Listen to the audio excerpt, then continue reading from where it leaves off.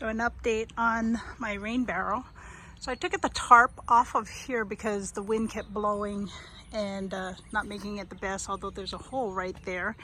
And then I put in this rain gutter before the rain came. But because this is like the side of a shed, I had to build out with 2x4s, piece of wood, attached it to these two 4x4s sticking out here. And so it goes all the way down there. So there's 2x4 going this way and then just coming out enough, probably too much, even though I measured a couple of times, enough for the water to fall here. And I also had to angle this rain gutter. I cut one piece of rain gutter to fit on this shed, which is probably, I'm gonna guess it's somewhere around 8 feet. A little less than 8 feet, because I cut off, I don't know, maybe 10 inches. I don't even, oh, that's right here actually. So I cut this part off, and then this is probably more than 12 inches, but I made it where, and I probably didn't have to do this. I just ended up doing it because of how I did the rain barrel. And there's a ton of this maple tree seeds and leaves and all that junk that was falling down. So I took some rain gutter cover and put it over here, because if not, this rain gutter would be filled with debris, similar to what was happening in my first rain barrel, which is a 30-gallon or maybe 32-gallon trash bucket with the pail flipped up underneath to be the catchment. And I had the water falling into here from the tarp that was on here. So anyway, this was always the plan, to make this shed where the water comes from there to this part to down here. And we was getting tons of water, but it was being wasted. And so now that I have one of these, well, I have two of these that I got from Rural King, and I ended up buying a 6-inch filter. I think this is 6 inches, that fit inside here, but also water is collecting on top of here. I'm not drilling holes on the sides just yet, because there's no way to really filter anything else unless I put another screen over it. So I'm not doing that right now. But I also can't empty the top part.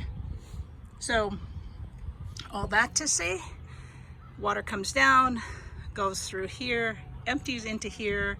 Instead of having it drop down nicely, you can see where I connected the two pieces down here, and it's clear.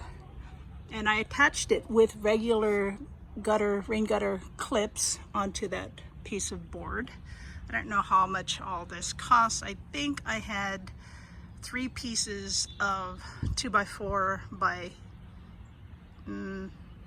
maybe 10, and I only used 2 boards, or maybe I used part of that 2x4 there. So anyway, this is the way that I use the shed runoff to collect water and to build it out in order to hold a rain gutter and fill one of the 55-gallon drums. And I probably only half full, so this is not fully attached. So, so you can see it filled up to right here. Yeah, so about here on this 55-gallon. And I just popped this on. I didn't seal it. I don't think it needs to be sealed. Oh, I'll get that later. And then I put a piece here that I got online. There's a piece that goes inside, and I'll probably do the video for when I do this other, the other barrel here. I'll connect it from the bottom so that they fill up at the same time, and I eventually probably I could fit 4 here, and I can fit maybe 3 of these in the back of my car. So this is turning it on. I'm not going to full blast it because that will get me wet. So here's our water, and I think if I get another piece that goes downwards, then it won't splash out. But this is the water coming out. Of course, rainwater. very nice. And then it's as clean as can be. It is going on metal, so it's not drinking water, I guess, unless you filter it. And I probably will also use this for the chickens. I'm just kind of concerned about all the metal. So rusted metal, some other metal here. Oop. All right, so you can see the piece that I cut out. I drilled one hole, and then I used a jigsaw to cut around it to cut out this hole. And then I just placed this back in. I'll place it better when I have two hands available. And then this part is, it doesn't really clip on because I had to bend this rain gutter towards this part here so that it would fit underneath this part, whatever this thing is called. Eventually I might, I don't know, these parts are expensive nowadays. As you can see, this is rusted. I don't know how old these things are. There's rust in different spots, and that's why I initially had the tarp on it. But I might, over time, either take it off completely or leave it there and just reinstall new panels. But it had 1, 2, 3, 4, 5, and these things, gosh, if they're $30-something, that's $150. Yeah, I don't really want to spend right now.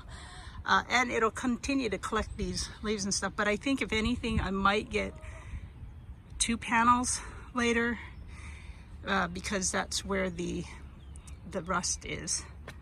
And we'll just see how that goes. So rainwater is still collecting in here, although not coming off of this roof. It's just whatever falls in here. This is a bird netting kind of bag that goes over some plants, and then I just scoop into it to get it. But eventually I need to clear this area here, and I have it on double stack cement blocks so that when I water or need to get water, I'll have at least 4 of these 55-gallon drums.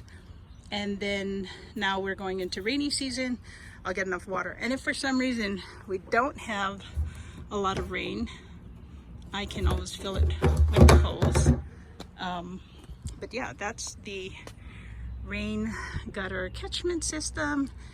And really what I paid for was the 2x4s and rain gutter and the clips. I had the other pieces. I bought this and I bought that, and these, I think they were about 30 bucks when I bought them. They probably cost a little bit more. And it smelled, I was able to, because I went to the store, I was able to unscrew these and smell inside of it, and it smelled like syrup. So you want to make sure you don't get anything that has oil or some other kind of chemical. So real happy with the first one connected. I shouldn't have a problem. I'm just trying to connect the other two. I just need to figure out like what kind of attachment I'm going to put on the bottom to connect the others, and I'll do a video of that when I finish it.